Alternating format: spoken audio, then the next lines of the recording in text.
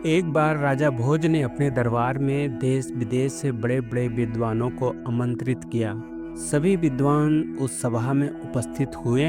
दरबार में एक प्रश्न उठाया गया, ऐसा कौन सा कुआं है जिसमें गिरने के बाद इंसान कभी बाहर नहीं निकल सकता। सभी विद्वान आपस में बहुत विचार विमर्श किया, परंतु इस प्रश्न का उत्तर नहीं दे पाए। फिर राजा भोज ने अपने राज पंडित से कहा, मुझे 7 दिन के भीतर इस प्रश्न का उत्तर चाहिए। यदि तुम उत्तर नहीं दे पाए तो तुम्हें इस राज्य से खाली हाथ छोड़कर जाना होगा। पंडित ने कहा, जैसी आपकी आज्ञा महाराज। अगले दिन से राज पंडित उस प्रश्न के उत्तर की तलाश में निकल पड़े और देखते देखते 6 दिन बीत गए। केवल एक दिन बचा। पंडित जी निराश होकर जंगल में भटकने लगे, जहां उनकी भेंट एक साधारण से दिखने वाले गड़रिया से हुआ। गड़रिया ने देखा कि पंडित जी बहुत उदास हैं। गड़रिया ने पंडित जी से पूछा, आप किस बात से इतना उदास हैं? पंडित ने कहा, तुम क्या जानो। राजा ने एक कठिन प्रश्न दिया है, यदि उसका उत्तर नहीं मिला तो मुझे राज्य छोड़ना होगा। गड़रिया मुस्कुराया और बोला, मेरे पास पारस पत्थर हैं, मैं तुम्हें दे दूंगा। तुम उससे जितना चाहे उतना सोना बना लेना, और राजा क्या, पूरी दुनिया तुम्हारे पीछे घूमेगी। फिर उसने कहा, मेरी कुछ शर्त है। पंडित ने पूछा, कौन सी शर्त? गड़रिये ने कहा, मेरी पहली शर्त, तुम्हें मेरा चेला बनना होगा। पंडित ने कहा, ठीक है।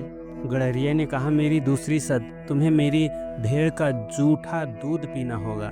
पंडित ने मन में सोचा, धर्म मर्यादा और सम्मान रहे या जाए, लेकिन मुझे पारस चाहिए। और पंडित ने कहा, मैं तैयार हूँ। फिर गड़रिये ने कहा, मेरी अंतिम और सबसे कठिन शर्त है। पंडित ने कहा, बोलो। सामने जो इंसान का खोपड़ी पड़ी है उसमें तुम्हें दूध पीना होगा, फिर आपको पारस पत्थर मिलेगा। पंडित अपने मन में सोचता है, मेरी आंख के सामने सोने के पहाड़ है, जिसमें मैं सबसे ज्यादा अमीर हूँ और राजा से भी ज्यादा धनवान हूँ। मेरा खुद का राज्य होगा। ये सब सोचते सोचते इन विचारों में डूबकर उसने गड़रिये को हाँ कह दिया। ये सुनते ही गड़रिया जोर जोर से हंसने लगा और बोला, पंडित जी, उत्तर मिल गया, यही तो है गहरा कुआं। पंडित हैरान हो गया। गड़रिये ने समझाया, लोभ और तृष्णा ही तो कुआं है जिसमें गिरकर मनुष्य कभी बाहर नहीं निकल पाता। जरा सोचो पंडित जी, पारस पाने के लोभ में आपने अपनी मर्यादा, धर्म और आत्मसम्मान सब दांव पर लगा दिया, और इसी तरह लोभ के कुएं में गिरते चले गए। इसी तरह इंसान लोभ और तृष्णा के कारण इस संसार में फंसता चला जाता है। पंडित जी ने कहा, आज तुमने मेरी आंखें खोल दी, जीवन का असली मकसद समझा दिया। तुमको मैं दिल से प्रणाम करता हूँ। इतना कहकर वो राजा भोज से मिलने अपने राज्य की ओर लौट पड़े। आपने क्या पाया इस कहानी के माध्यम से?